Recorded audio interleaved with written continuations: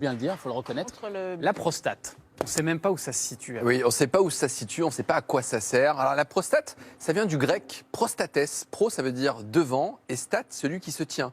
Donc en fait, la prostate, c'est celui qui se tient devant le chef, le gouverneur, le président. C'était ça l'étymologie. Et puis ça a donné prostaré, qui est un dérivé de la prostitution.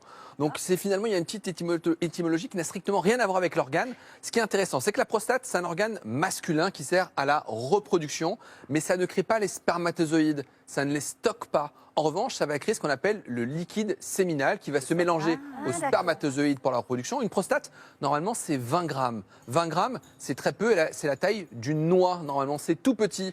Et la prostate, elle est cachée, elle est bien enfouie. Et donc, je vais vous faire une petite démonstration. Donc là, ici, vous avez un zizi. Sort son stick. Ici, vous avez un testicule avec ce qu'on appelle les canaux déférents. C'est là où les spermatozoïdes et le liquide séminal va être produit. Et la prostate, elle est juste là. Ah, c'est la violette, là. Violet. Alors que là, ici, vous avez la vessie. Elle est juste derrière. Et comme elle est derrière la vessie, on comprend qu'en cas de grosse prostate, eh bien, on a des problèmes urinaires. Mais elle grossit forcément, la prostate? Et oui, et on ne comprend pas trop pourquoi. À partir de 40 ans, on a des cellules qui vont se surajouter au niveau de la prostate, comme s'il y avait une renaissance de la prostate. Sauf que ces cellules, elles vont venir la faire grossir, donner ce qu'on appelle l'hypertrophie. Heureusement, dans l'immense majorité des cas, c'est bénin. Donc on dit l'hypertrophie bénigne de la prostate. Mais plus on vieillit, plus ça va être important. À 50 ans, 50% des hommes auront une grosse prostate. À 60 ans, c'est 60%, et ainsi de suite, jusqu'à la fin. C'est Donc, inéluctable, en c'est fait. inéluctable. Comment tu peux le savoir, ça, que tu as une grosse prostate? Alors, en dehors d'aller chez le médecin généraliste ou l'urologue qui peut éventuellement vous faire un examen clinique, il y a des petits signes qui peuvent vous alarmer. Le premier, c'est le seul qu'il faut retenir, s'il y en a un seul, c'est d'aller uriner plus d'une fois la nuit. Si vous allez faire pipi une fois, ça passe, mais au-delà d'une fois, c'est qu'il y a un problème. Et puis en journée, si vous faites pipi plus de 6 fois, c'est qu'il y a probablement un problème de vessie. Si vous avez du mal à évacuer les urines, si vous avez un jet qui est de faible qualité, eh bien on sait que vous avez une prostate, mais il y a d'autres signes qui n'ont strictement rien à voir avec le pipi. Eh bien si jamais vous avez un gros ventre, eh bien on sait que gros ventre et grosse prostate, ça va ensemble. Ah bon? Pourquoi? Mais pas forcément, c'est pas corrélé. Alors, forcément. Si, toujours. on oublie que le gras, c'est un organe à part entière. Et lorsque vous avez du gras, vous allez convertir la testostérone en œstrogène, les hormones féminines, qui vont augmenter le volume de votre prostate. Et donc, il y a un truc tout simple qu'on peut faire, c'est de mesurer son tour de taille abdominale. Si on est au-delà de 100 cm chez l'homme, eh bien c'est très certainement qu'on a une grosse prostate. Et puis un autre signe qui peut développer une grosse prostate, c'est de regarder beaucoup la télé. Plus de 40 heures assis sur le canapé augmente votre risque d'une fois et demie de vous faire opérer de la prostate. Pourquoi? Car l'ennemi de la prostate, c'est la sédentarité. Donc plus vous êtes assis avachi à ne rien faire, et plus vous grossissez, et plus votre prostate grossit avec vous. Donc ça veut dire que si on fait du sport, qu'on marche régulièrement, ça va nous prévenir. Exactement.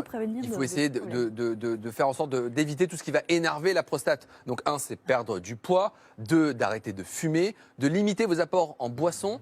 1,5 litre, 2 litres au grand maximum. Et attention avec le thé, l'alcool, le café. Ça va irriter la vessie, entraîner des contractions pour vous faire uriner. Et puis il y a des choses qu'on ne sait un peu moins, mais quand vous faites pipi, vous faire pipi assis et pas debout. Pourquoi? La première chose, c'est que, vous n'allez pas en mettre partout, donc c'est pas mal, tout le monde sera content, ça évite bien des problèmes à la maison.